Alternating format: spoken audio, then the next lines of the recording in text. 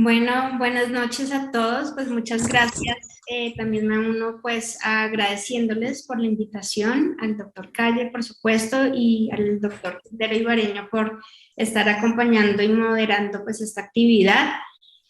Como bien lo mencionaban, pues la idea es que hablemos y profundicemos un poquito en las complicaciones que se derivan de este tipo de procedimientos y obviamente pues al final también tendremos un espacio para poder resolver inquietudes que surjan, pues ya que pues este es un tema pues bastante amplio, entonces vamos a tratar de tomar unos puntos pues muy específicos al respecto para así de pronto pues proyectar, profundizar posteriormente. Entonces, pues quería, digamos que empezar con un hecho que realmente es muy relevante en el tema del rejuvenecimiento, y es que la última década, pues sí nos ha marcado mucho el incremento de los procedimientos de rejuvenecimiento facial. Y creo pues que esto también conlleva un poco la dinámica que hemos vivido después de este periodo de pandemia en el cual vimos una avalancha pues inmensa en la necesidad de los pacientes de hacerse este tipo de procedimientos, ya que como lo estamos viviendo hoy en día, pues este tipo de interacciones en los medios digitales pues también hacen que estemos mucho más absortos en nuestra propia imagen. Entonces cada vez vemos la necesidad mayor de los pacientes de verse mejor, de sentirse mejor, de buscar alternativas no necesariamente quirúrgicas, sino de este tipo de procedimientos mínimamente invasivos para mejorar su aspecto. Y pues, como no, el tercio superior que siempre marcó con el uso permanente que tuvimos en esta primera etapa de la pandemia del tapabocas, pues obviamente eso también conllevó unas necesidades específicas en el tercio superior, impactando mucho pues la región periocular.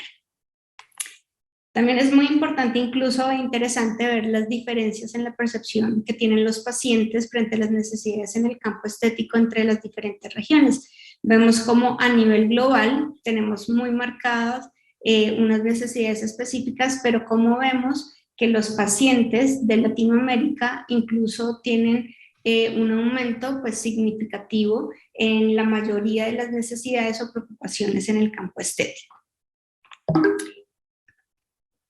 Entonces acá es como vemos que dentro de esta modalidad de los diferentes inyectables, pues es el ácido hialurónico el que también seguido por la toxina botulínica, pues ha representado más de 3 millones de procedimientos a nivel mundial en 2017, con un incremento incluso del 50% de la incidencia en el uso de este tipo de procedimientos a partir del 2011. Entonces vemos cómo esta necesidad que aún no está estadificada en este momento, cómo ha incrementado en la última década.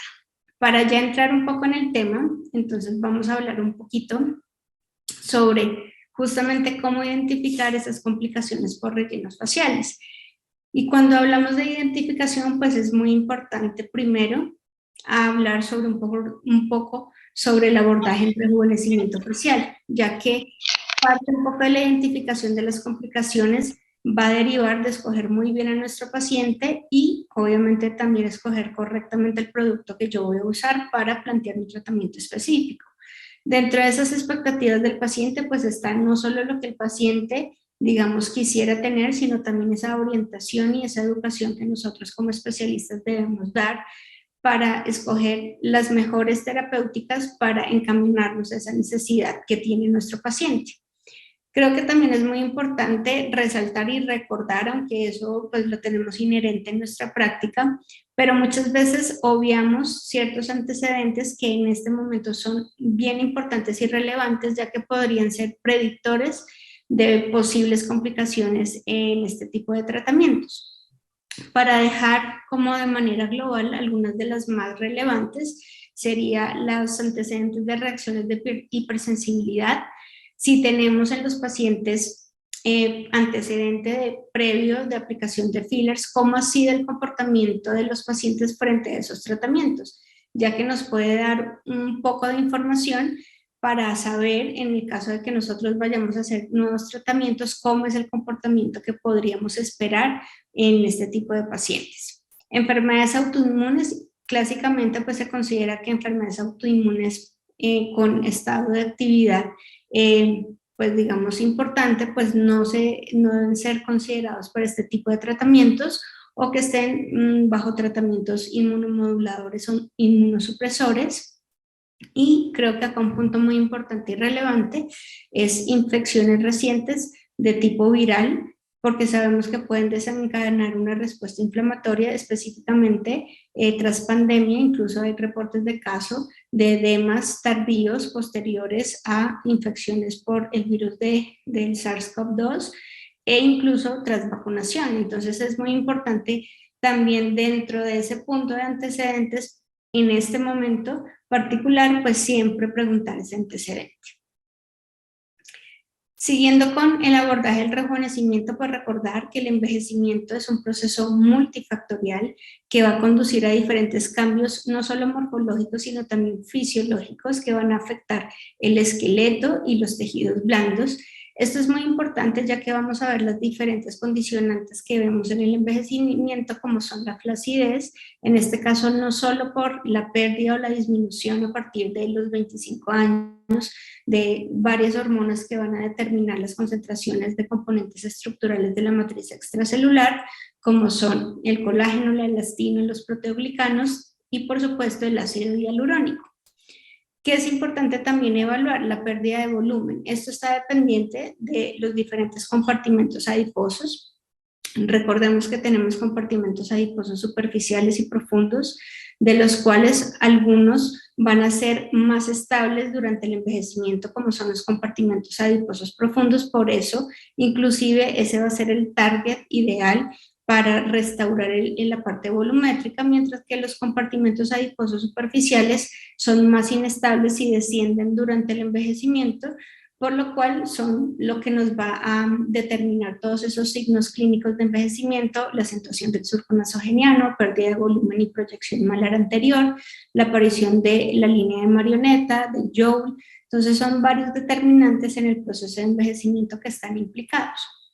El desbalance muscular, pues también sabemos que es muy importante, no solo por hiperactividad inicial, sino posteriormente por esa pérdida un poco del soporte muscular, que también es importante en algunas zonas del tercio medio y tercio inferior facial.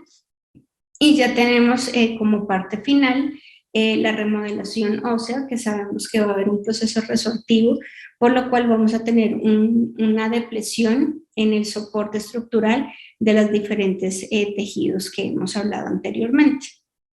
En este sentido, cuando hablamos de procedimientos seguros, pues acá va a depender de la elección de la herramienta adecuada y de asegurarnos de utilizarla correctamente. Esto va a depender de dos factores fundamentales, y es el conocimiento, que va a estar implicado en el profundizar en esa anatomía, y menciono un poco el término actualizada, porque si bien hay muchos preconceptos que traemos de mucho tiempo atrás respecto a las variables en anatomía que deberíamos tener en cuenta, pues cada vez hay mucha más información, estudios que se hacen en cadáveres y se hace la correlación incluso ya con el paciente, cómo es el comportamiento y la dinámica en el envejecimiento. Entonces actualmente tenemos mucha más información para hablar del envejecimiento como un proceso multifactorial, en el cual no solo tendremos que corregir una instancia para generar un tratamiento efectivo, sino que tenemos que englobar todas las necesidades puntuales de la zona que queremos tratar para tener un tratamiento mucho más exitoso. Dentro de las variables de envejecimiento, pues las mencionábamos anteriormente, pero no dejemos de un lado las características epigenéticas también propias de cada paciente.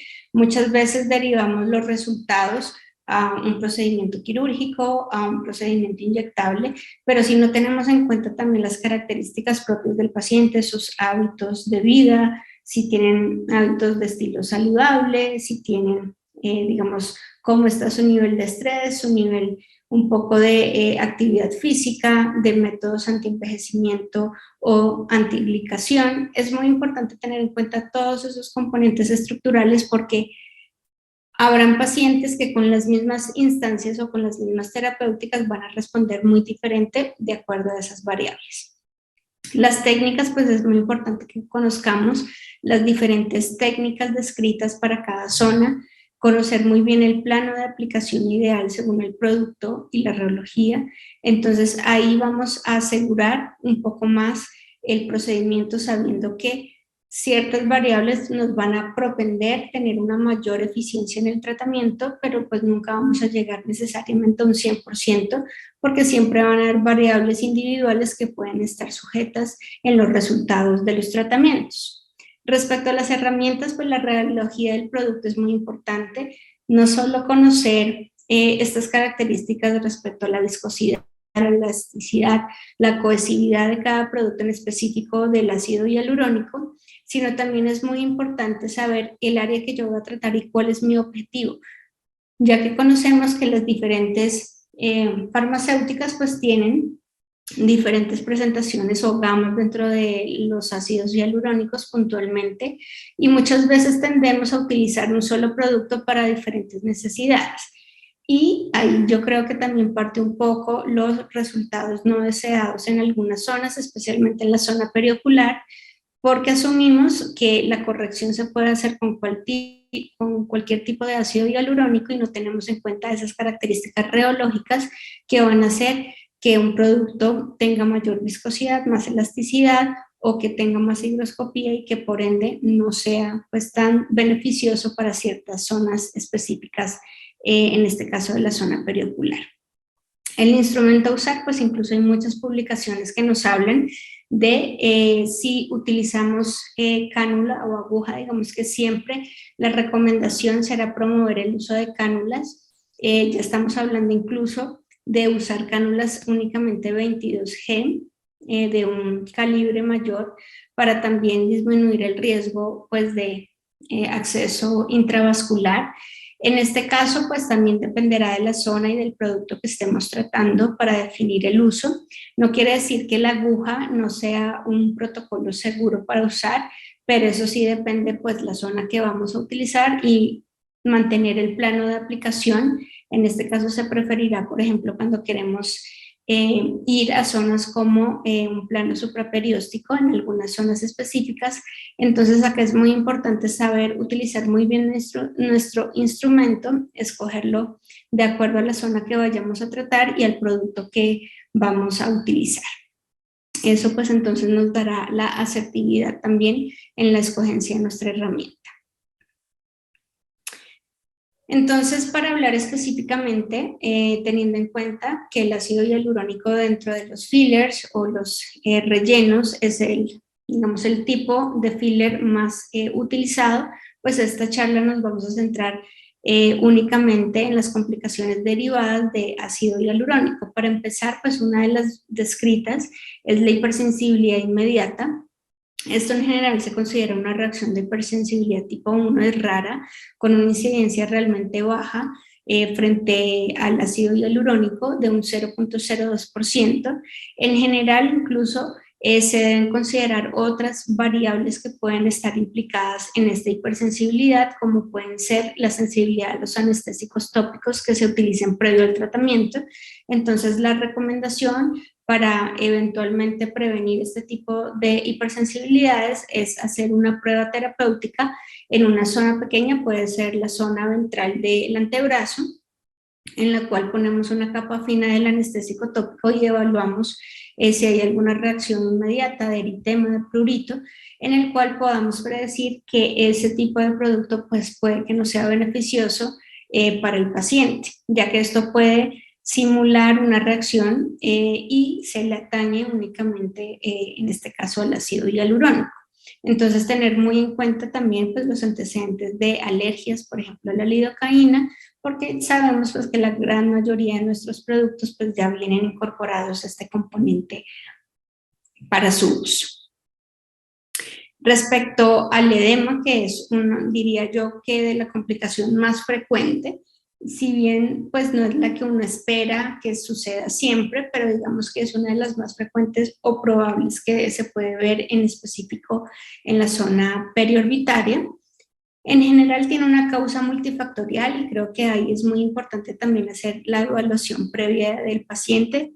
Yo creo que ustedes en el campo, digamos, de oculoplastia, ya en el tema de rejuvenecimiento de esta zona, pues también hay muchas variables a considerar. Por ejemplo, cuando ya tenemos una bolsa palpebral prominente, seguramente mucha flacidez en esa piel del tarso. Es muy importante pues también determinar en ese momento pues la necesidad de instancias quirúrgicas más que de este tipo de procedimientos. Sin embargo, como lo mencionaba anteriormente, cada vez los pacientes buscan procedimientos mínimamente invasivos, o también lo podemos optar para pacientes que seguramente en algún momento van a llegar a tener una necesidad quirúrgica, pero que podemos darle un tiempo de espera y con una mejoría pues clínica, o de, digamos, de camuflar un poco la necesidad, mientras que ya optamos por esa opción quirúrgica.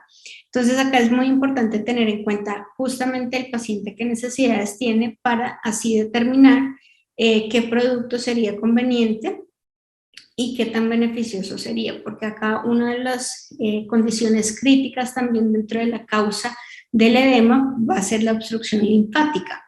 En general, pues si tenemos una tendencia un poco del paciente, pues tendríamos que ser más cautelosos en el uso de ácido hialurónico. Recordemos que por excelencia el ácido hialurónico capta 100 veces su peso en agua, entonces es un componente bastante higroscópico, por lo cual si tenemos tendencia a la retención, pues puede que promovamos mucho más esta condición y los pacientes muy temprano en la mañana se sientan abotagados o se sientan con mayor acumulación. Esto normalmente resuelve en el día, pero puede ser una sensación bastante incómoda y que pueden ser muy aprensiva para posteriores tratamientos. En general, el edema se puede resolver, digamos, completamente solo en 2 semanas, pero también tener en cuenta, por eso siempre es recomendable que tras un tratamiento de ácido hialurónico en la zona periorbitaria, es importante hacer un control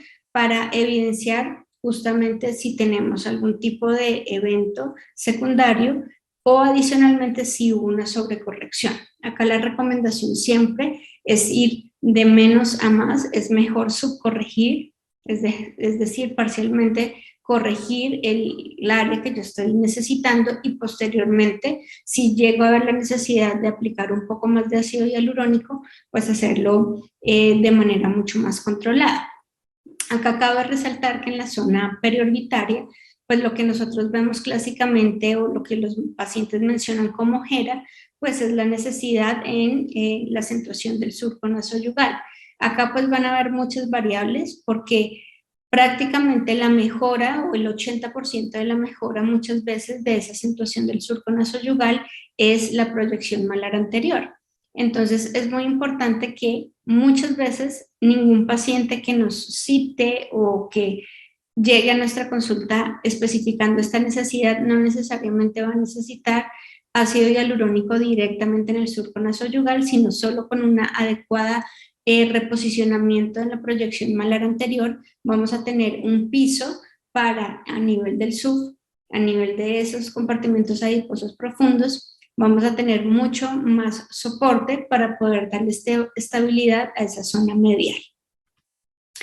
¿Qué otras variables a considerar en el edema? Lo mencionaba yo, la profundidad de inyección. Entonces esto es muy importante y ya lo vamos a ver ahorita en algo muy rápido que les traje respecto a la anatomía de esta área, que es muy importante recordar pues que a nivel medial solo tenemos realmente 2 planos, que sería el de la piel y el del músculo orbicular, y que es muy importante que esto tiene que ser depositado o aplicado a nivel supraperióstico, es decir, debajo del músculo. ¿Por qué? Porque normalmente si hacemos aplicaciones superficiales, pues es lo que vamos a evidenciar como muchas veces sobrecorrecciones, o incluso el efecto clásico, el efecto Tyndall, que muchas veces vemos con la aplicación de ácido hialurónico en esta zona. El volumen inyectado también es muy importante. Muchas veces las necesidades en esta zona, si hacemos una muy buena corrección previa de las necesidades e identificamos realmente la necesidad del paciente, una cantidad ideal de producto en esa zona va a ser volúmenes muy bajos, entre 0.1 a 0.2 ml. Cuando hacemos descripciones de uso de 0.3 a 0.5, ahí vamos a incrementar muchas veces el riesgo de generar este edema o sobrecorrecciones con el uso de ácido hialurónico en la zona periorbicular. Y como les mencionaba, pues escoger muy bien el producto, no escoger un producto muy viscoso, muy viscoelástico con G' muy altas, porque vamos a tender a generar por la calidad y por los planos que tenemos en esa zona, pues va a ser mucho más probable que veamos la visualización o la sobrecorrección en esa zona. Como tal, la instalación del esquema es con hialuronidasa. Acá es muy importante saber que lo que buscamos nosotros es la degradación enzimática del producto que acabamos de poner. Acá es muy importante que si es algo leve, también lo podemos determinar según el gradiente o el área afectada, pero acá la idea es poner en general pocas unidades, entre 10 a 30 unidades, en general dar un intervalo de 2 semanas para evaluar la respuesta y ver la necesidad de más productos. En general es una complicación benigna, puede llegar a ser obviamente incómoda para el paciente, pero sí es mejor manejarla, digamos, de manera paulatina y no con medidas agresivas en el sentido de mayor exceso o de mayor cantidad de hialuronidasa, porque recordemos que la hialuronidasa pues va a ir específicamente a degradar el ácido hialurónico, tanto propio como exógeno. Entonces muchas veces cuando se utilizan cantidades excesivas de ácido hialurónico en esa zona, el paciente posterior, digamos que ya podemos tener completa resolución de ese exceso de producto que hubo allí, pero también podemos empezar a ver que hay, digamos que una deficiencia mayor de la que notábamos previamente. Entonces es muy importante estas consideraciones cuando hacemos los tratamientos con hialuronidasa para este tipo de complicaciones. Acá quería pues traerles de modo general esas características estructurales que pueden llegar a favorecer la acentuación del surco nasoyugal, obviamente teniendo en cuenta los diferentes compartimentos o tejidos que pueden estar implicados. Hablábamos a nivel cutáneo, pues de esa reducción en la concentración de colágeno que puede hacer que tengamos una piel mucho más flácida, más delgada, más atrófica, y por lo cual pues vamos a alterar mucho la elasticidad y la tonicidad de esta zona. Allí pues obviamente las intervenciones son variables, en el cual pues también podemos favorecer con terapias con dispositivos basados en energía que nos ayuden a recobrar la tonificación de esta piel.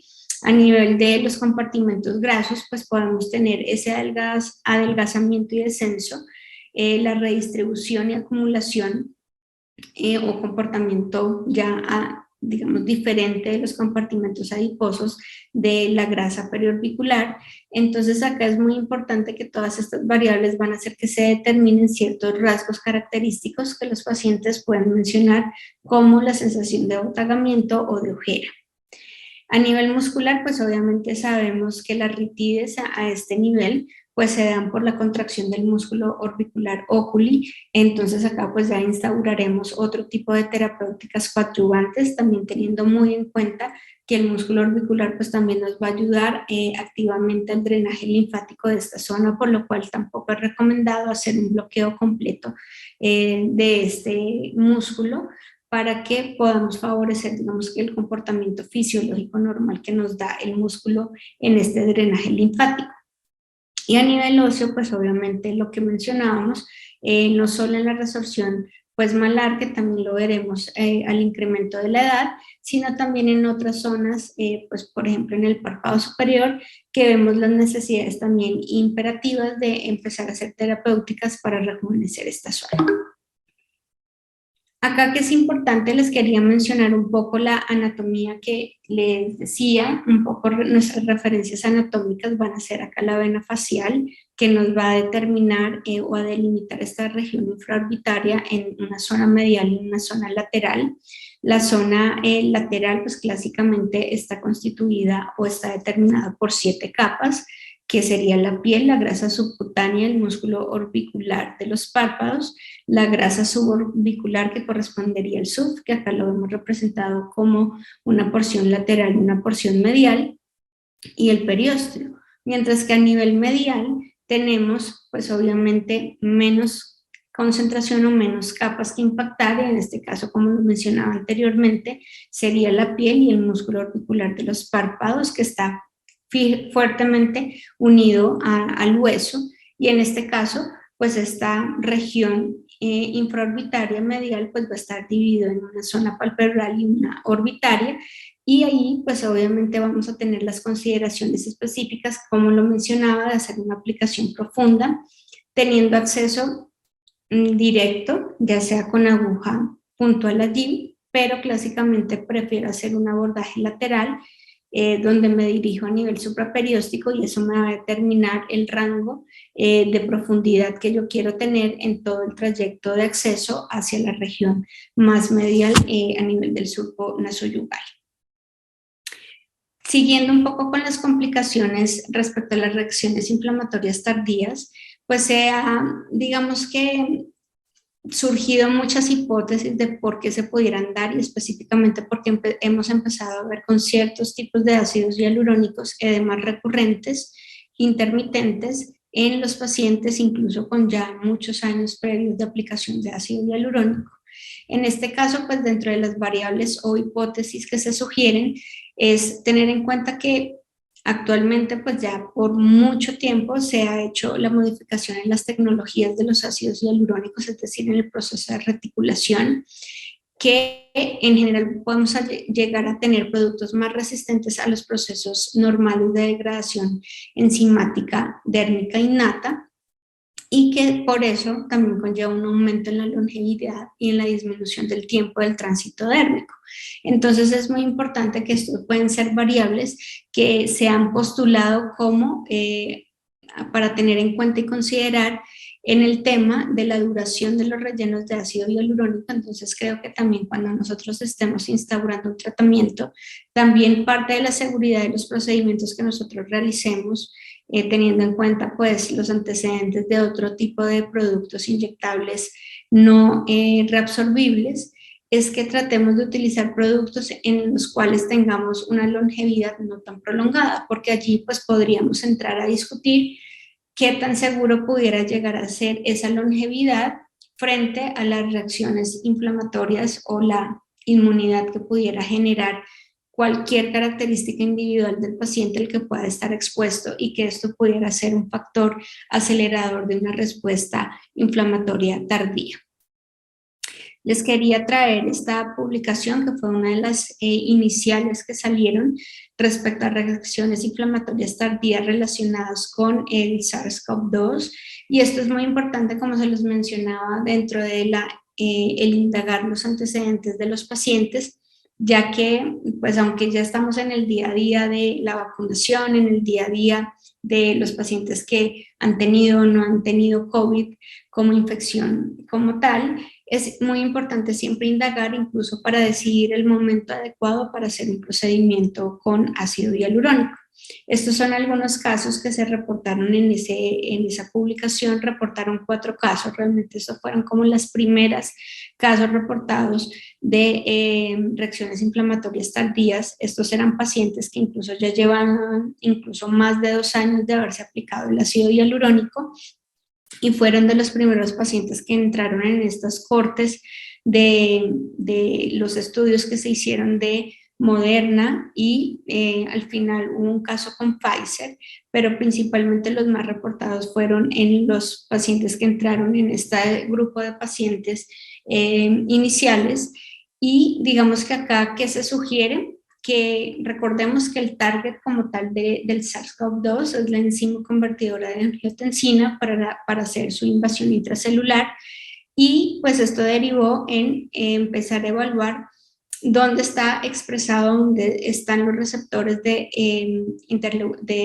enzima convertidora de angiotensina, y se ha visto uno que la mayor expresión a nivel corporal es a nivel del pulmón y sistema vascular. Por eso pues sabemos todas las complicaciones derivadas a este nivel, pero también se evaluó el tejido cutáneo, se evaluó la piel y se evidenció que también hay una expresión moderadamente alta de la enzima convertidora de angiotensina en piel. Entonces, esto empezó a generar, pues, digamos que esa hipótesis de que ese mecanismo potencial de los casos relacionados de COVID-19 era esa unión y el bloqueo de los receptores de angiotensina E2, como sabemos, que el objetivo de la proteína espiga del virus del SARS-CoV-2 para ingresar a las células de enzima convertidora de angiotensina, entonces que esa interacción pudiera favorecer una cascada inflamatoria y que por ende en algunos de los depósitos que hubiera de partículas residuales de ácido hialurónico, que por ende sabemos que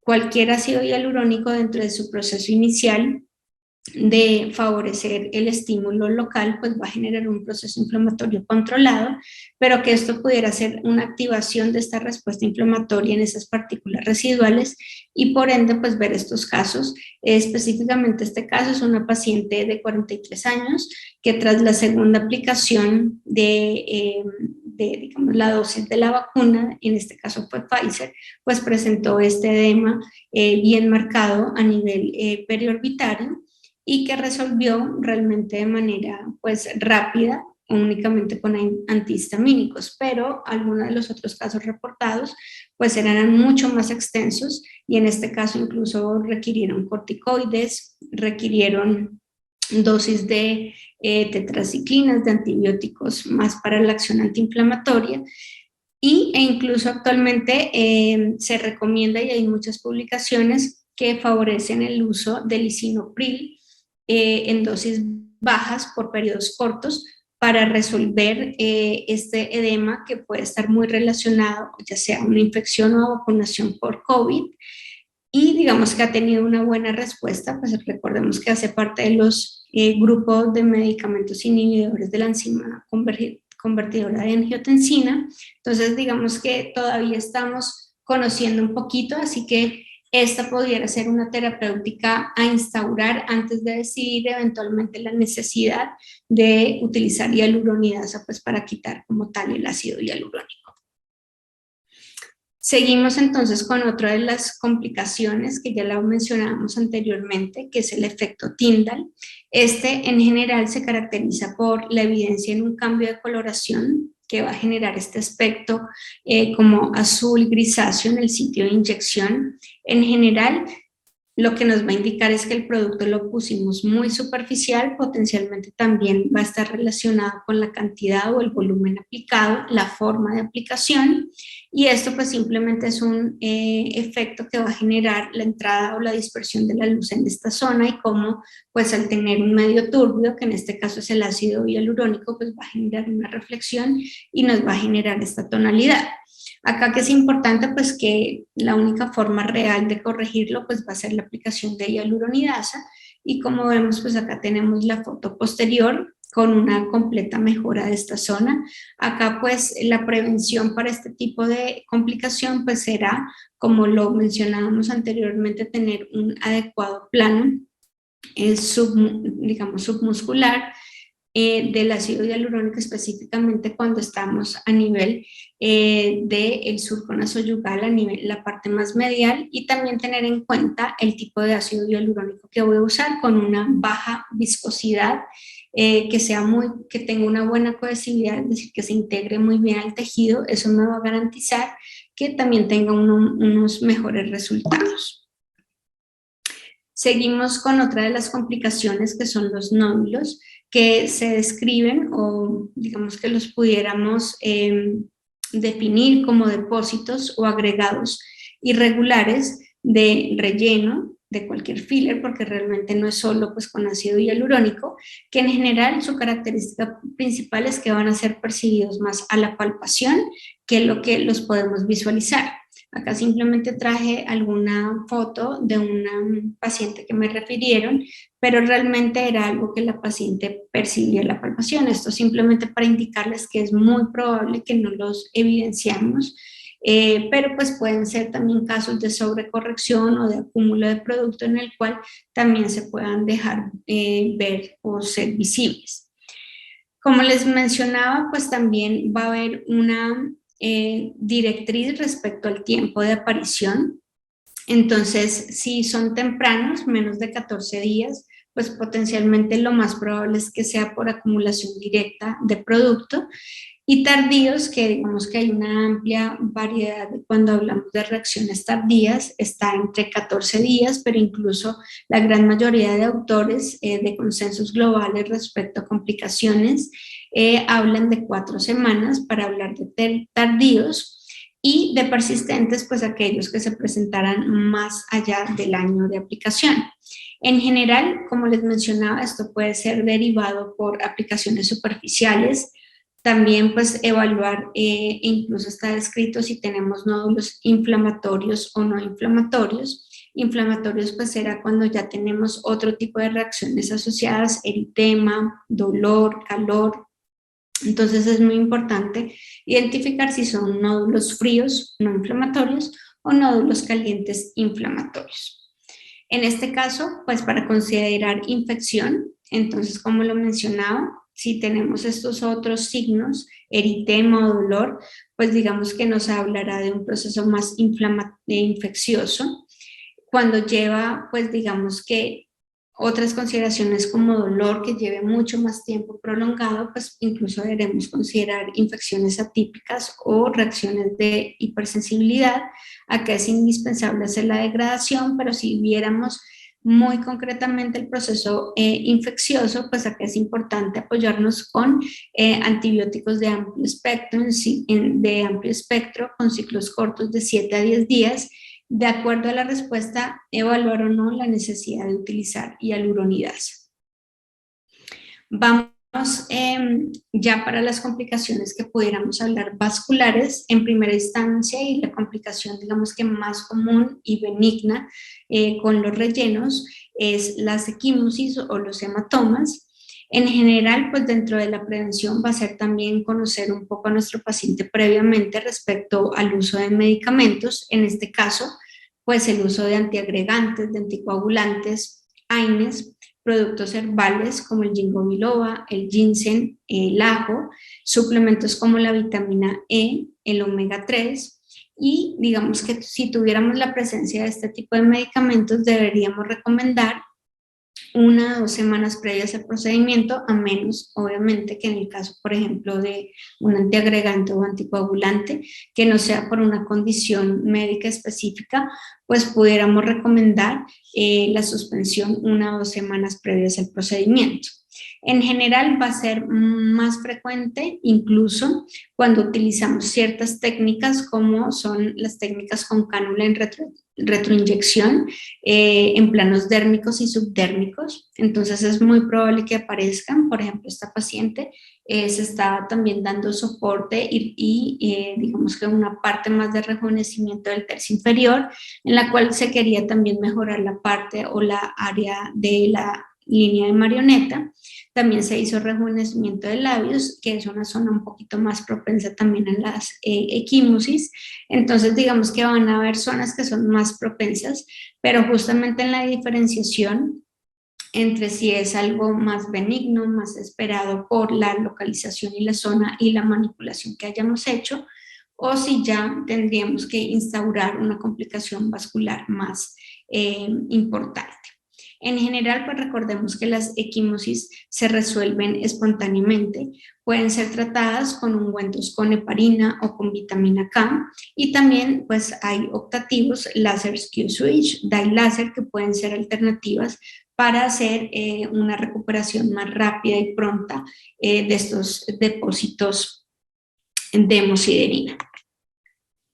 Ya para hablar un poco más de irnos al otro panorama, que serían estas complicaciones vasculares de mayor, digamos, instancia, siempre que tengamos un hematoma doloroso, pues siempre debemos pensar en un compromiso vascular mayor. Normalmente, pues las equimosis, pues sí vamos a nosotros notar el cambio, la extravasación, pero cuando tenemos un dolor que realmente es desproporcionado a los hallazgos clínicos, siempre en nuestra mente tiene que estar un compromiso vascular isquémico más importante. Típicamente, pues va a ser un blanqueamiento o un aspecto reticulado en apariencia. Estos son dos pacientes de esta publicación en la cual pues una fue por compromiso de la arteria labial inferior en el cual se evidenció el blanqueamiento inmediato. Normalmente van a haber diferentes fases en ese proceso isquémico que se van a instaurar de manera más temprana unas que otras. Cuando vemos este blanqueamiento que normalmente es segundos, eso es inmediato, la recomendación pronto es evidentemente dejar de aplicar el producto y empezar todo el esquema de manejo vascular en la instancia. Ya lo vamos a discutir más adelante. Y en este caso, pues el aspecto reticulado, esta era una paciente que incluso lo presentó días posterior, era una paciente que se le estaba haciendo un reposicionamiento del tercio medio para también dar unos puntos como de lift, y la aplicación la hicieron más hacia la área cigomática, pero muy cerca hacia la línea de implantación capilar, y recordemos pues que ahí tenemos también esas ramas de la temporal superficial. Entonces es muy importante, como mencionábamos anteriormente, tener muy claro nuestra anatomía, hasta dónde me puedo aproximar, qué áreas son de riesgo, porque justamente las complicaciones vasculares pues derivan de pronto o en mayor medida por utilizar productos en zonas de alto riesgo sin tener pues claridad de esa anatomía importante. Entonces, ¿por qué se dan las complicaciones vasculares? Pues particularmente porque va a haber una obstrucción del flujo por una inyección intraarterial, pero también muy importante por compresión externa del vaso por el filler. Entonces, clásicamente, pues pensamos que la complicación vascular se da es porque ya sea con el instrumento que estemos usando, clásicamente uno lo asociaría más a una aguja, que yo esté directamente dentro del vaso y que por ende haya una embolización del material inyectado y que me haga la oclusión. Pero actualmente también se considera que la compresión externa tiene una relevancia incluso mucho mayor que si realmente estuviéramos intravascular. Entonces es muy importante dentro de la prevención, dentro de cómo instauramos nuestros tratamientos, es que sean aplicados bolos pequeños de producto, que incluso según el área, obviamente y según el plano, haya un movimiento ante y retrógrado cuando estamos aplicando. Es importante también, pues obviamente el instrumento que utilicemos según el área, y en este caso también la aplicación debe ser lenta.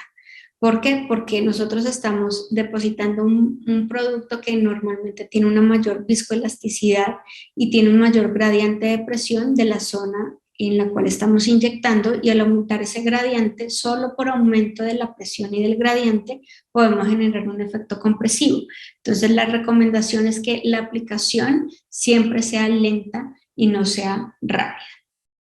La identificación pues, de cualquier evento vascular debe ser instaurada de manera oportuna y rápida, ya que generará o requeriremos hacer un tratamiento agresivo para evitar las complicaciones graves y potencialmente irreversibles, como son la necrosis tisular y la pérdida permanente de la visión. Acá, pues, a grosso modo, tenemos las áreas de mayor riesgo, que las tenemos como identificadas en color rojo, que son la región frontal, la glabela y la nariz, pero pues digamos que no estamos 100% seguros en ninguna zona. Digamos que tenemos unas zonas también de un riesgo medio abajo, que sería, por ejemplo, la región infrapalpebral, seguiría la región temporal, surcos nasogenianos, mentón, y obviamente lo que tenemos que identificar en estas zonas es conocer muy bien nuestra anatomía, cuáles son los objetivos, cuáles son los planos seguros. En cada área tenemos un plano ideal de aplicación. En el mentón pues va a ser supraperióstico, en la región temporal pues va a ser subcutáneo y supraperióstico, en la región infrapalpebral pues va a ser supraperióstico a nivel de los compartimentos adiposos profundos, en surco nasogeniano subcutáneo, no superficial. Recordemos que por ahí va ascendiendo la facial, se vuelve angular. Entonces digamos que todas esas consideraciones anatómicas pues son vitales para nosotros pues tener en cuenta en nuestra aproximación terapéutica. Y acá pues les dejo obviamente esta reconstrucción tridimensional de uno de los autores que más información nos ha aportado en la anatomía dirigida al uso de inyectables, que es el anatomista Sebastián Cotofana, en el cual justamente pues se ha ampliado o se ha reconocido todas estas variaciones incluso anatómicas. Por ejemplo, acá vemos obviamente zonas de alto riesgo como es la glabela y la región de la nariz, en la cual vemos todo ese entrecruzamiento dentro de pues, la carótida externa, cómo viene la arteria facial, cómo viene y pues hay una comunicación directa con la arteria dorsal, con la supratroclear, la supraorbitaria, y obviamente todas estas ramas derivarán en la rama oftálmica y en la arteria central de la retina. Entonces, digamos que es muy importante tener en cuenta que estas comunicaciones específicas van a ser muy inherentes a la anatomía. Tenemos también muchas variaciones anatómicas, entonces hay que tener claridad pues que si vamos a instaurar tratamientos y terapéuticas, pues no solo debemos conocer la anatomía para tener mucho más certeza de los posibles riesgos en ciertas zonas, sino también de instaurar mejores terapéuticas. Acá pues incluso en esta publicación pues nos hablan de la variación incluso en la proyección de la arteria facial. Miren que normalmente no todo es como este sería el ideal, pero incluso solo el 19.3% de los pacientes pueden llegar a tener esta característica que sería como la esperada y la más descrita. Entonces todas estas implicaciones pues tenemos que tenerlas en mente cuando estamos haciendo tratamiento con inyectables. Entonces, ¿cómo pudiéramos a grosso modo prevenir o tratar siempre de tener en mente que instaurar ante una complicación vascular? Como lo mencionábamos, conocer y comprender la anatomía, ¿cierto? Del área que vamos a inyectar, el producto, los planos de aplicación, evitar pues las áreas de mayor riesgo vascular, el conocimiento de nuestras técnicas e instrumentos, lo mencionábamos, las cánulas versus las agujas.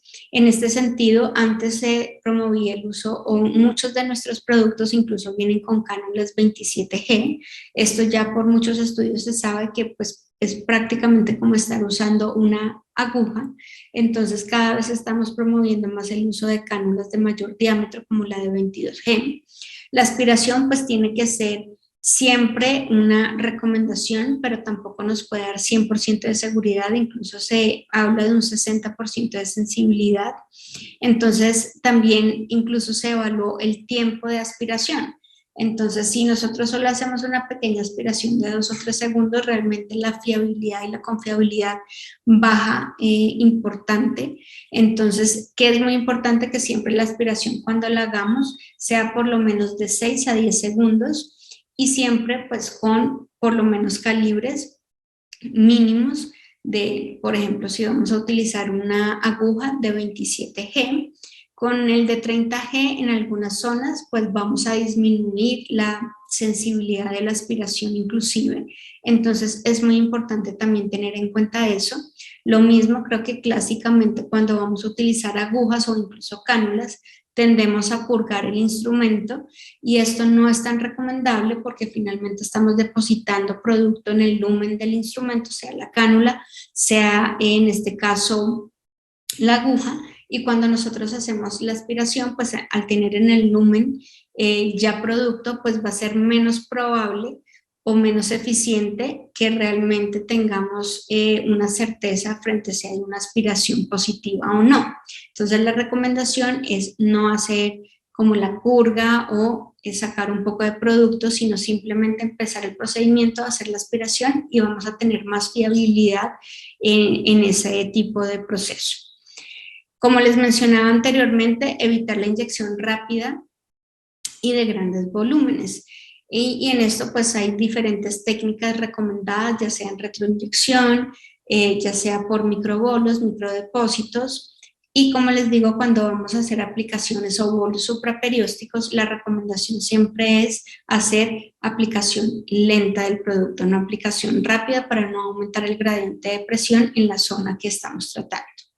El conocimiento de la rheología, pues de los diferentes productos inyectables, creo que es de las cosas imperiosas que cualquier médico especialista que se esté enfocando en el campo estético y del uso de inyectables, pues debe conocer para diferenciar muy bien los diferentes productos y cuál va a ser el producto a escoger según la necesidad particular y por supuesto, como lo hemos venido haciendo, el conocimiento en el manejo de las complicaciones. Acá tengo entonces las diferentes fases que les mencionaba anteriormente que podemos ver cuando tenemos una isquemia periférica con riesgo inminente de necrosis. Como les mencionaba, vamos a ver unas fases que se van a instaurar más rápidamente. En la fase de blanqueamiento que evidenciamos en la imagen del labio inferior, en general es un inicio agudo y se ve inmediatamente, por eso una de las recomendaciones es uno, que tengamos buena luz cuando estemos haciendo nuestro procedimiento, que también, digamos que instauremos ciertas medidas de información a nuestro paciente si siente un dolor diferente al que de pronto puede tener cuando accedemos con la cánula o con una aguja. Es muy importante que nuestro paciente esté alerta a cualquier signo diferente que pueda darnos una información.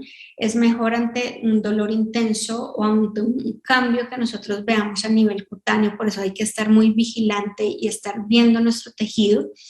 Es muy importante que ahí nosotros paremos el procedimiento, reevaluemos, veamos cómo es el comportamiento.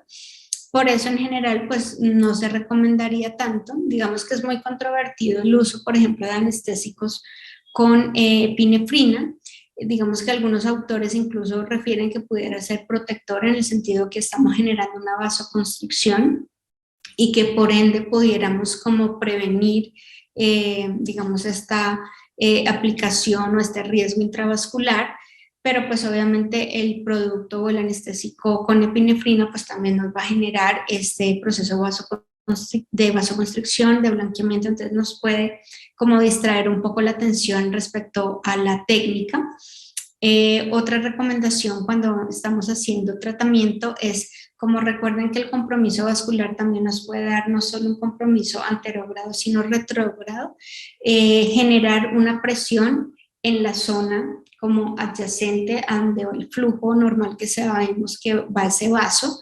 Eso también pudiera ser una técnica o algo viable para utilizar en nuestra práctica. Siempre palpar, siempre tocar e identificar la zona para nosotros poder, digamos que prevenir estas posibles complicaciones. Seguiría la fase de libedos reticulares, que fue también la que nosotros vimos, que normalmente se dará minutos posteriores a la fase de blanqueamiento. Luego va a tomar un tono como violáceo, como incluso azul grisáceo, que puede tomar de minutos a horas, y una fase ampollosa que ya, pues digamos que se instaura normalmente 1 o 2 días posterior. Y esta pues nos dará ese primer signo de necrosis cutánea que ya posteriormente se seguirá con la fase de ulceración, que ya es un proceso de cicatrización como tal. Que es muy importante que demos siempre recomendaciones a nuestros pacientes posteriores al procedimiento sobre signos de alarma. Yo creo que es muy importante educar a nuestros pacientes sin alarmar necesariamente, pero sí educar frente a ciertas necesidades a nuestro grupo de trabajo y que obviamente cuando tenemos casos que nos inquietan, que de pronto tenemos duda, pues es preferible hacer seguimientos muy estrechos para poder identificar tempranamente, porque incluso hay reportes de caso de isquemias tardías. Entonces, digamos que no porque llevo 2 días posteriores y mi paciente al parecer no ha presentado nada, no estamos completamente libres de decir que puede presentar una complicación vascular. La isquemia retinal, pues definitivamente es la complicación que es rara, pero realmente es la más grave, la más temida por todos, y se deriva de una oclusión por el relleno dérmico al entrar a la circulación ocular a través del flujo arterial retrógrado hacia la arteria oftálmica. Normalmente, ¿qué vamos a evidenciar o que se debe como signo incipiente o inminente de una isquemia a este nivel? Es que durante la inyección o inmediatamente después el paciente nos va a mencionar visión borrosa o incluso que pues digamos una ceguera. En este momento, pues obviamente hay que empezar un esquema de instauración, ya incluso pues un poco previo a la charla hablábamos con los doctores Calle, con el doctor Quintero y Bareño, de también ustedes en el campo, pues también nosotros vamos a hacer como ese puente en conjunto para manejar este tipo de instancias que creo que es muy importante, que aunque es una complicación bastante rara y si nos mantenemos en aplicaciones en áreas relativamente seguras, pues digamos que la probabilidad que suceda es mucho más escasa, pero el hecho de que conozcamos, que cada tanto reforcemos, les puedo decir que en las diferentes publicaciones que hay ha variado bastante los esquemas y los protocolos, porque prácticamente lo que se trata es probar todo lo humanamente posible que tengamos a la mano para, pues, por lo menos tratar de salvar ese órgano. Entonces es muy importante pues siempre repasarlo, siempre tenerlo en mente. Quienes nos dedicamos a este tipo de procedimientos pues tenemos que conocerlo, tenemos que tener esto en nuestra mente y en nuestros tratamientos. Entonces para ello pues viene ese kit que todos deberíamos tener siempre pues en nuestras clínicas, en nuestros consultorios, siempre a la mano, siempre disponible, puesto que esta instauración de estos tratamientos pues deriva el tiempo. Digamos que antes se hablaba de 90 minutos, actualmente se habla de 30 minutos, entonces entre más rápido instauremos, no esperar como no, pues esperemos a ver si lo haces mejor, tomar acciones rápidas que eventualmente si no lo era, pues digamos que se puede corregir posteriormente, se puede retratar al paciente, pero es mejor adelantarnos en el proceso que de pronto dejar avanzar un riesgo. Creo que también ahí va muy importante como esa intuición un poco en nuestra práctica que nosotros ya también en el día a día de hacer los procedimientos empezamos a adquirir y empezamos a tener, ya empezamos a reconocer qué es esperado, qué no es esperado, entonces esa identificación es bastante importante. Dentro del kit, pues entonces como primera instancia está la hialuronidasa, normalmente vienen en presentación de viales de 1500 unidades internacionales, en general, y más por una complicación vascular isquémica, pues es muy importante tener muchas unidades. Digamos que acá se ha descrito más de incluso de 3.000, 5.000, 10.000 unidades, o sea, mucha cantidad según obviamente el área comprometida. Entonces es muy importante mejor tener mucha disponibilidad que quedarnos cortos en la aplicación porque normalmente son protocolos que se tienen que instaurar cada 20 a 30 minutos de aplicación de ácido hialurónico. ¿Qué otras alternativas? La lidocaína sin epinefrina, en general, pues nos va a ayudar también, uno, ya sea para mezclar, ayudar también un poco, pues a mejorar un poco la tolerabilidad porque tendremos que hacer masaje importante en la zona tratada. Se dice que se debe incorporar el uso de aspirina de 500 miligramos diario, pero pues obviamente en el mismo momento de la ocurrencia del caso pues se tiene que instaurar compresas calientes. La nitroglicerina tópica pues realmente está reevaluada, pero pues digamos como lo mencionábamos siempre, todas las alternativas viables y posibles pues tienen que estar a la mano. Y obviamente, pues digamos que se han descrito otras terapéuticas como el uso de enoxaparina, de pentoxifilina, el sildenafil, la cámara hiperbárica. Entonces, es decir, son alternativas que están disponibles y que deberíamos tener a la mano o en mente para cuando se presente un caso de isquemia. Y finalizando, pues quería traerles este pequeño esquema respecto pues ya al compromiso ocular. En este caso, pues digamos que es muy importante tener en cuenta estos como instancias de también quiénes vamos a estar ahí en mente nosotros como médicos especialistas en primera instancia, pero ante eso pues comunicar al paciente que tiene que pues estar con nosotros y derivarlo pues en este caso también a un oftalmólogo cuando es inminente la complicación vascular. Pues una de las recomendaciones de la inyección retrovulvar de ácido de hialuronidasa, perdón. En este caso es muy importante pues la técnica a usar, que obviamente nos apoyemos interconsultando con colegas que tengan pues la experticia para hacer este tipo de procedimientos, pero también incluso pues se habla un poco que muchas veces pues no logramos mayor resultado con estos tratamientos, pero creo que vale la pena hacer todo lo que tengamos a disposición para manejar un poco este tipo de complicaciones. Entonces, como les mencionaba, hay diferentes técnicas, se recomienda incluso el uso de timolol para hacer también un poco, para disminuir la presión ocular, hacer masaje intenso. Entonces es muy importante como instaurar ciertos protocolos de terapéuticas combinadas entre especialidades para que también tengamos estas instancias de manejo ante esta complicación, pues que obviamente no es algo esperado, pero que es algo descrito y es algo que es también probable dentro de nuestra práctica. Entonces ahí seguramente en la discusión pues también tendremos abierto un poco qué casos ustedes de pronto han conocido o les han remitido y cómo también es relevante que todos, tanto en el campo que les concierne a ustedes en oftalmología, en oculoplastia, pues obviamente hagan esa orientación también a conocer cómo manejar estas complicaciones y obviamente las especialidades afines que estamos haciendo este tipo de tratamientos, pues también debemos tener estos conceptos bastante claros.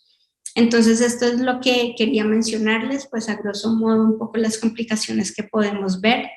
Y quería terminar pues simplemente mencionándoles que estos son para mí los 3 aspectos que pueden dar un éxito en el tratamiento. Nuestra, digamos, conocimiento, nuestra actualización científica, que si nos vamos a dedicar a este tipo de procedimientos, pues hagamos todo el énfasis para poder prestar este servicio de la mejor manera.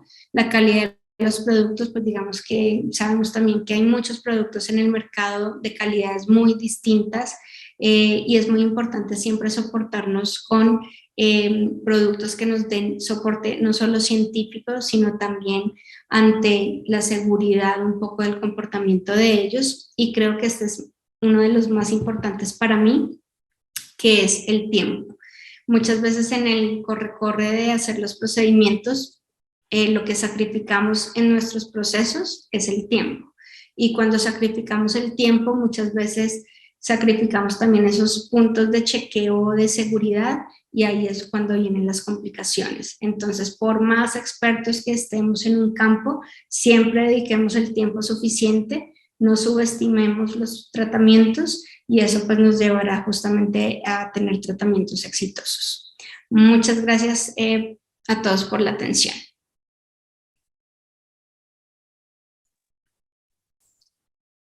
Bueno, doctora, muchísimas gracias. Creo que ha sido un resumen muy completo de todas las complicaciones que podemos tener en el uso del uso del ácido hialurónico. Tal vez yo tenga una pregunta. Afortunadamente no, en mi caso, creo que no hemos escuchado un caso en nuestro medio de obstrucción o pérdida de la visión posterior del ácido hialurónico. Hemos tenido casos mayores de edema o sobrecorrección en el uso de nuestros pacientes, más en el tema de las ojeras.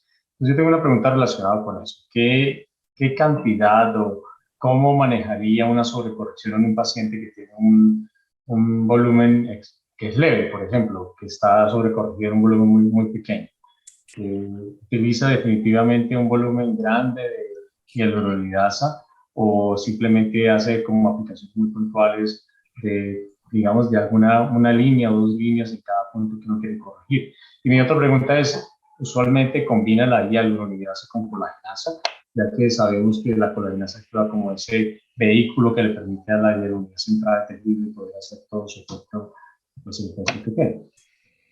Sí, digamos que ahí, doctor, pues la combinación pues puede ser viable un poco en el aspecto que hablaba yo anteriormente, que sí muchas veces cuando se utiliza mucho, digamos, para corregir algo que, pues, digamos que no es una complicación muy grave, que sería el edema o la sobrecorrección, pues sí muchas veces cuando se utiliza una gran cantidad de hialuronidasa, pues sí podemos llegar a tender a generar como deficiencias mucho más notorias en esa zona.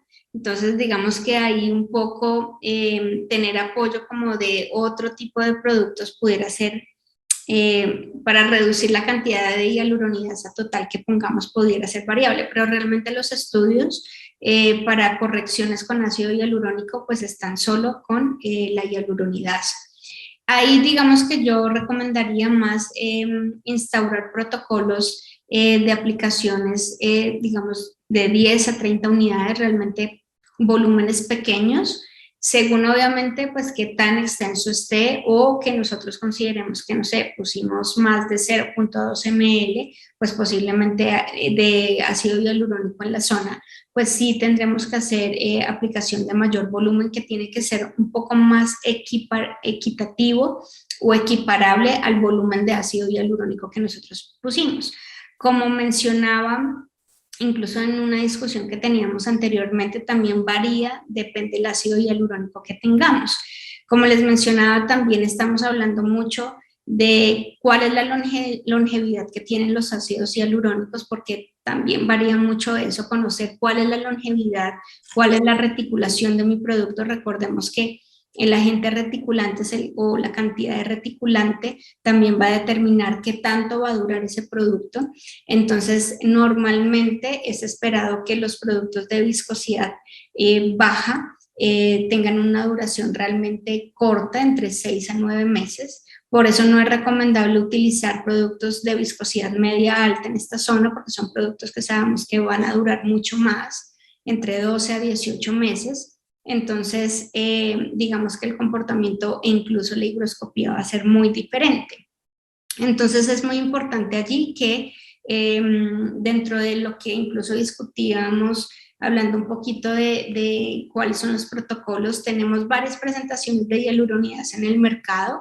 Realmente hay algunos laboratorios que nos recomiendan diluciones grandes en 10 ml. Otros incluso ya estamos hablando de hacerlo más concentrado en 1 o 2 ml.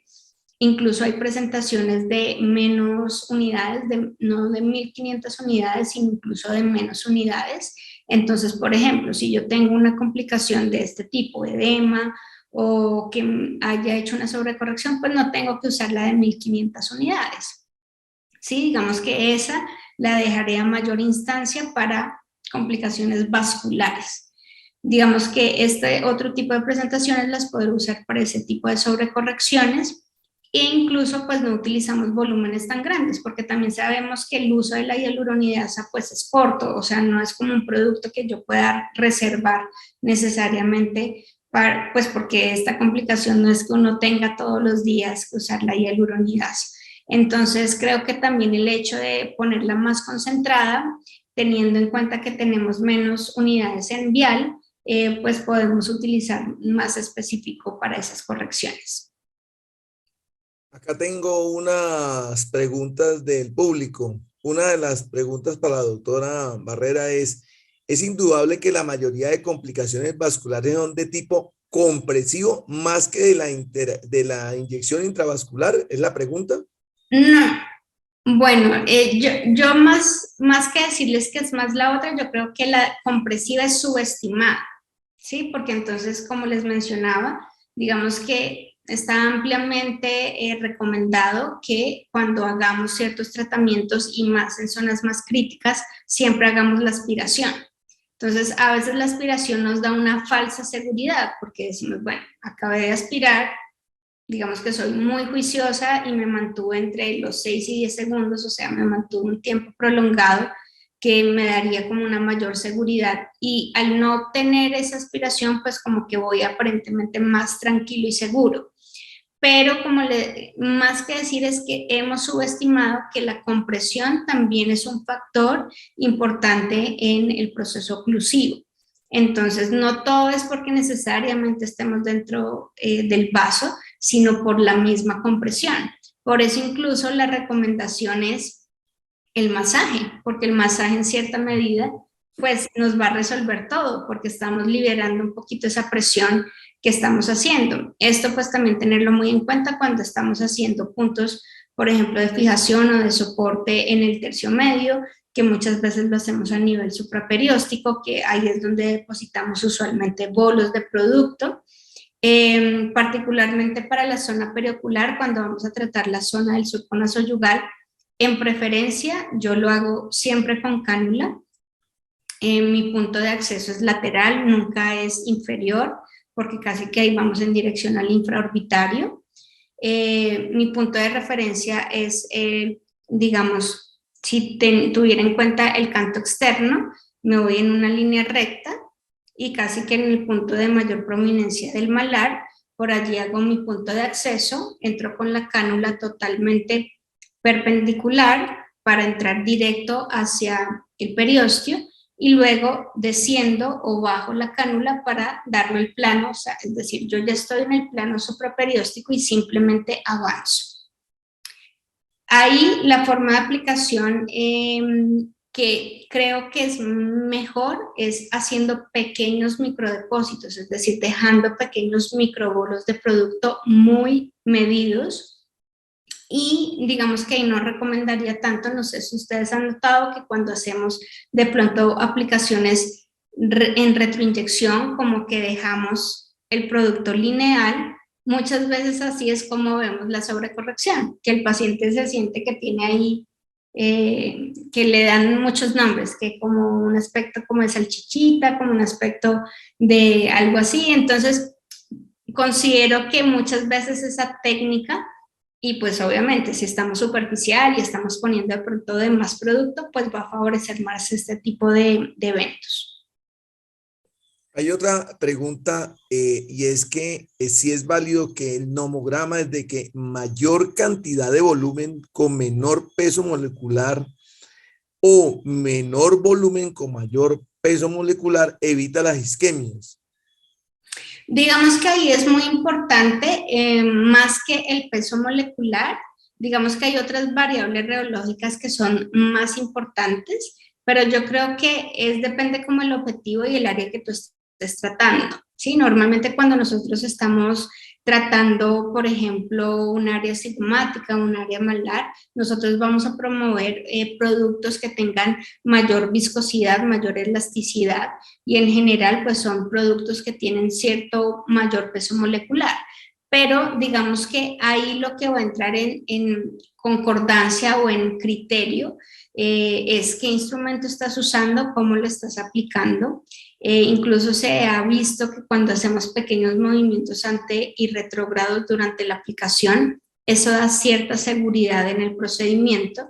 Entonces, digamos que ya se han instaurado muchas técnicas que no solo derivan a un factor. Digamos que en el tema vascular no solo hay un factor a tener en cuenta, sino la sumatoria de varios factores. Gracias.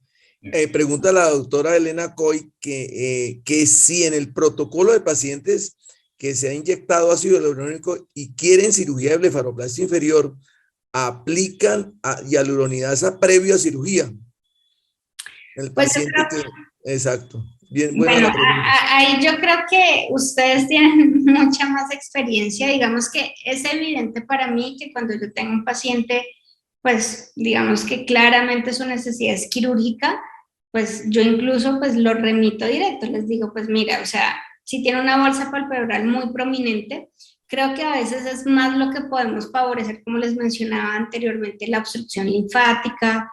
Tenemos un producto que es altamente higroscópico. En general, muchas veces hasta incluso podemos llegar a como empeorar un poquito la situación, porque hay que diferenciar mucho en la zona periorbicular si es solo como la acentuación marcada del surco nasogeniano o que tenemos depresión del soporte a nivel malar anterior, que claramente lo tenemos que corregir con un filler o con algo que nos reposicione volumen, pero si adicional esa persona tiene pues ya flacidez, la bolsa palpebral muy prominente, pues eso es claramente y netamente quirúrgico. Entonces yo te diría que si ya el paciente tiene en proyección una cirugía que puede ser inminente, yo preferiría pues no, como no tocarlo con ácido hialurónico, ¿sí? Pues para justamente evitar tener que hacer ese proceso. No sé, doctor y doctores, si ustedes tienen instaurado ante cirugía hacer algún tipo de, digamos, de retiro del ácido hialurónico? No, es muy buena pregunta. No sé, John, pero yo diría que si uno va a llevar al paciente a cirugía, pues exploro primero y después como secundario pensaría si hay algo de un edema secundario a un relleno previo, lo manejaría después, pero manejaría primero la parte quirúrgica. ¿Qué dice John? No, yo tengo pacientes que se operan constantemente por el tema de las ojeras, que son pacientes jóvenes que en algún momento se han colocado su hialurónico. O sea, y el protocolo es colocar hialuronidasa previa a la cirugía, porque en el momento de cirugía lo que hacemos es un lipofilling, entonces no tenemos cómo medir qué cantidad de grasa vamos a colocar a nivel de párpado inferior. Entonces, sí es importante hacer el tema de la hialuronidasa para evaluar, digamos, ese paciente y para definir posteriormente cómo puede ser el resultado. ¿No? Pero es porque en ese caso lo vas a nuevamente a rellenar, pero si vas a solamente a explorar porque vas a reposicionar, a resecar una bolsa de grasa, yo pensaría que es mejor no colocar ningún medicamento previo, explorar primero y lo haría en una forma secundaria. No sé qué otra, si alguien quiere participar de la pregunta, pues, o de la respuesta, por experiencia. Yo creería que siempre hay que retirar todo material que se tenga extra a nivel de los párpados, ¿no? Depende también del protocolo que tenga cada uno de los cirujanos, ¿no? En mi caso, por ejemplo, yo siempre hago lipofilling, ¿no? Yo siempre voy a tender a utilizar hialuronidasa previa a la cirugía, ¿no? Lo hago al menos una semana antes, ¿no? La aplicación, y una semana antes valoro nuevamente el paciente para... Bueno, un buen tema que dejamos ahí en la mesa.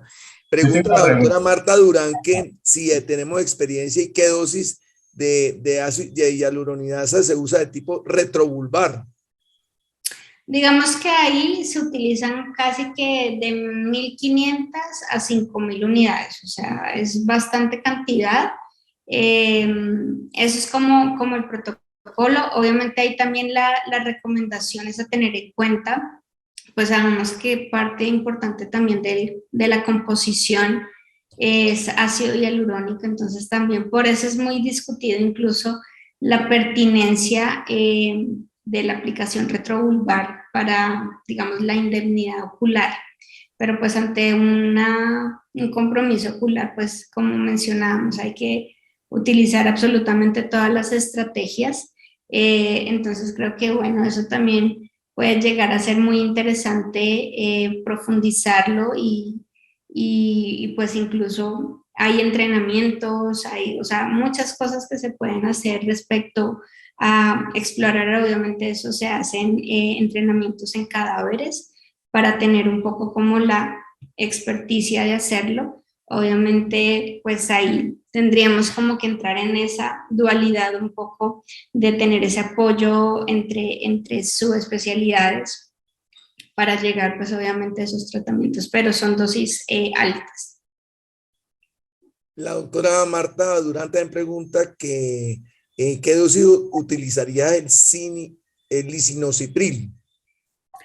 Se utiliza entre 5 a 10 miligramos diarios.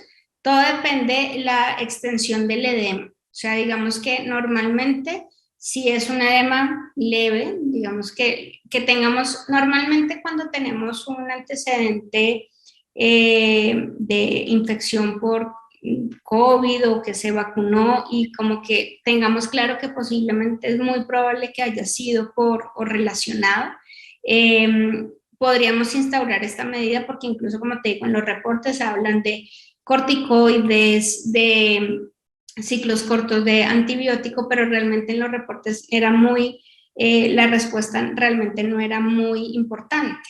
Entonces, se han visto como buenas respuestas con en dosis de 5 a 10 miligramos, 5 si fuera como una reacción leve, si ya tuviéramos una reacción más extensa, se recomendaría 10 miligramos al día por 3 días, realmente no es que esto sea por mucho tiempo. En teoría, si va a responder, el paciente tiene que responder entre estas 48 a 72 horas y prolongarlo 2 días más. digamos que con eso tendría que ser suficiente. Si no, o si recae, o si, digamos, vuelve a pasar, ahí ya tendría que evaluarse retirar la hialuronidasa. Perdón, retirar el ácido hialurónico con hialuronidasa. Bueno, no, pues no Tengo, sé tengo si una hay más pregunta con, preguntas. yo tengo una pregunta con relación al edema. Si tenemos un paciente que hizo la primera vez un edema y se quiere volver a colocar, ¿valdría la pena utilizar un corticoide? ¿Valdría la pena usar un diurético? ¿O cómo controlar esto? ¿Cómo controlar a un paciente que se quiere colocar y pues sabemos que hace edema?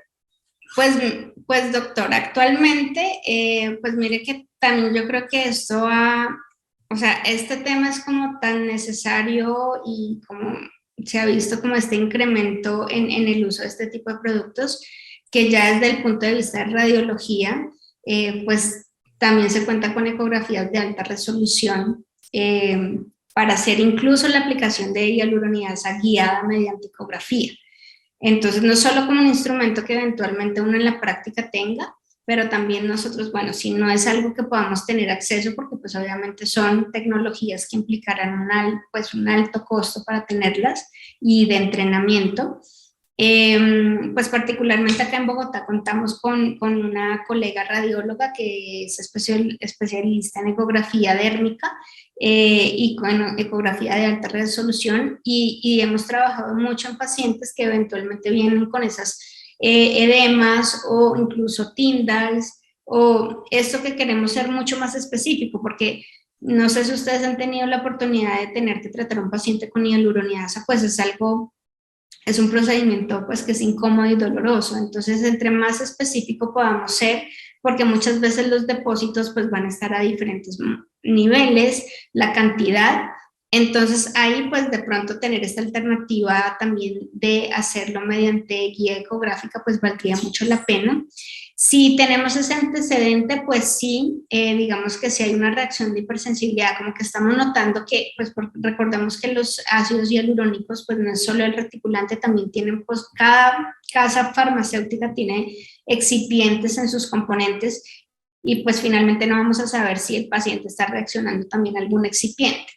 Entonces, yo diría que podemos hacer un protocolo previo como una profilaxis, ya sea con algo básico como antihistamínicos o un ciclo corto de corticoide, pero si definitivamente el paciente vuelve a repetir la misma o instaura el mismo proceso, ahí es una contraindicación pues como tal de aplicar el producto, porque pues ya estamos viendo que es algo inherente, es una reacción de hipersensibilidad posiblemente que esté favoreciendo esos edemas recurrentes.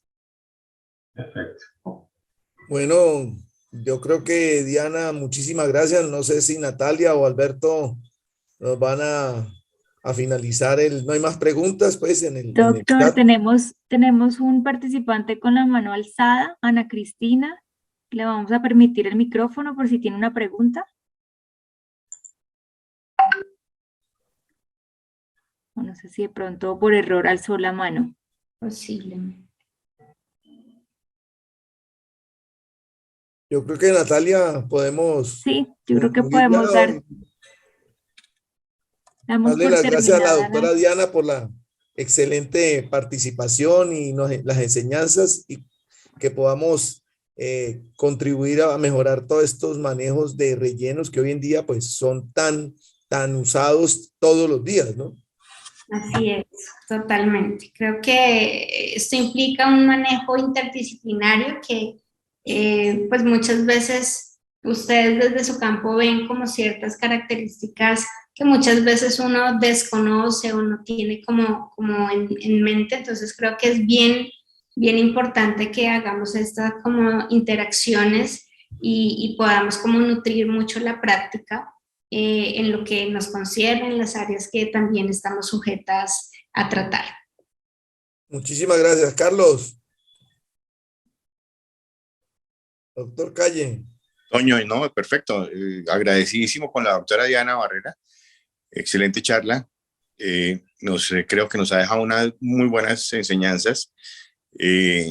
A ustedes, muchísimas gracias. Yo creo que Natalia cierra el evento. Los esperamos en el próximo ACPO Meeting que les comunicaremos en los próximos días. Buenas noches. Buenas noches, gracias. Muchas gracias. Listo, doctor. Entonces, muchas gracias a todos los que se conectaron. Tuvimos una audiencia más o menos de 60 personas. Nada, agradecerles a los doctores también por su tiempo y feliz noche para todos. Estamos por cerrar la Muchísimas sesión. gracias. Hasta luego. Gracias. Diana, gracias. Chao. Natalia, gracias.